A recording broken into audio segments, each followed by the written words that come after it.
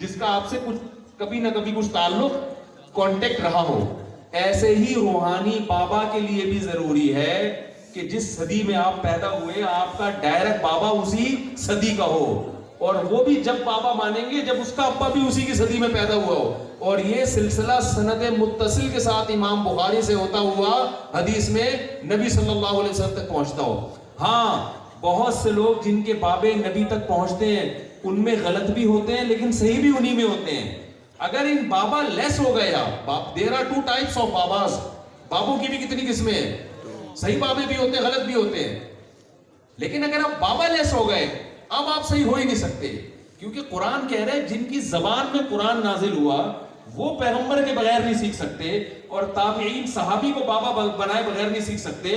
تو 15ویں صدی میں اتنا بڑا عالم کیسے پیدا ہو گیا جو کہ میں نے علم سیکھا ہے اخپل طریقے سے سیکھا ہے, خود سے سیکھا ہے میں نے. پشتو میں کہتے ہیں نا اخپل طریقہ. آج جتنے فلاسفر پیدا ہو رہے ہیں نا, ہم نے قرآن خود سیکھا ہے, ہم نے کسی سے نہیں, ہمیں خود سے. یہ باطل لوگوں میں. میرے پاس ایک صاحب آئے مجھے کہنے لگے کہ علماء دیوبند کے تمہارے جتنے بابے تھے نا یہ غلط تھے, میں تم سے مناظرہ کروں گا اس پہ کہ یہ بابے کیا تھے سارے. یہ جو ہمارے بابے ہیں مولانا شلفی تھانوی رحمۃ اللہ علیہ, مولانا عبدالغنی پھولپوری رحمۃ اللہ علیہ, مولانا حسین احمد مدنی رحمۃ اللہ علیہ, محمود حسن دیوبندی رحمۃ اللہ, سارے کیا تھے؟ گمراہ تھے. مناظرے کی انہوں نے مجھے دعوت دی کہ میں مناظرہ کروں گا, یہ گمراہ لوگ تھے.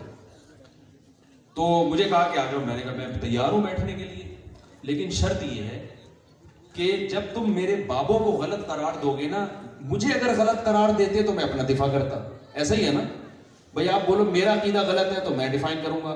اب جب آپ میرے بابے پر آ رہے ہو تو میں بھی آپ کے بابوں پہ آؤں گا. پھر دیکھو جب ابا ابا کھیل رہے ہیں تو پھر ادھر سے بھی ابا نہ ہو نا مارکیٹ میں. کیا خیال ہے بھائی؟ میں آپ کہہ رہے ہو تیرا ابا غلط تھا, میں کہتا ہوں ٹھیک ہے میں اپنے ابا کو چھوڑنے کے لیے تیار ہوں, میں تیرے ابا کو مان لوں گا, اس کو اپنا ابا بنا لوں گا, تو اس کو صحیح ہونا ثابت کر دے. تو کوئی دوسرا ابا مجھے دینے کے لیے تیار ہی نہیں ہے, تو مجھے ابا لیس بنانا چاہتا ہے. بھائی وداؤٹ باپ ہونا یہ زیادہ خطرناک ہے بنسبت اس کے کہ ابا ہو اس سے کچھ غلطیاں ہو گئی ہوں. وداؤٹ باپ ہونا یہ تو بہت ڈینجرس ہے. تو میں نے ان سے کہا کہ میں اپنے بابوں پر مناظرہ کروں گا آپ سے, مفتی صاحب کا آپ میرے بابوں پہ الزام لگانا, ہم اپنے بابوں کا دفاع کریں گے. میں آپ کے بابوں پہ الزام لگاؤں گا, آپ اپنے بابوں کا دفاع کرو گے. تو اس کے لیے سب سے پہلے یہ ضروری ہے کہ آپ اپنے بابوں کی نبی تک لسٹ پیش کر دو.